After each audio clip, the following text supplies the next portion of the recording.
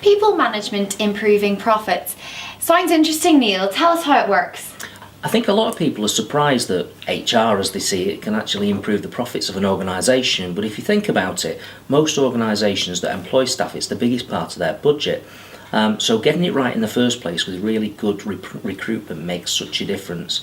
I always encourage people to think about recruitment as an investment rather than a cost. So rather than doing something that maybe they're flying by the seat of the pants, to spend a little bit more time over it.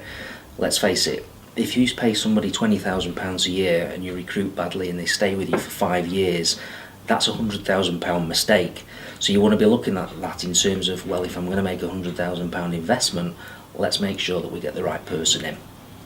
Induction's a big key. Once you've recruited these people, you want to bring them in and try and develop them from the off to make sure that they're doing what you want as a company and being fair to them to train them correctly. Rather than leaving that to chance, I always put in a really well structured induction package so that we look at what they need to do on the first day, the first week, the first 6 months and even the first year. It's fair really to the manager or the person who's been asked to work with them so that they know what they're supposed to cover, but also to the individual so that they do cover every aspect of the job and they're not left to flounder. Many people fall at this stage because they are left and they get told where the toilets are, but they don't actually get it set out for them exactly what's required of them and where they fit into the organisation, and I think that's a real key to know where you actually are.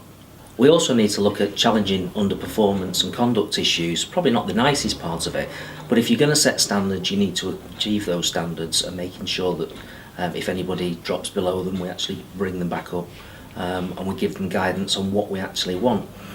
I think if you bring all of these things together as well, the recruitment, the induction, the development and working to standards, that's bringing it all in together. So have you got an example of this? Yeah, sure. I recently worked with an organisation where we saved them over £100,000 a year in staff costs simply by reducing their absenteeism. Again, it was a big cultural shift. It was a different way of challenging people that were used to taking time off.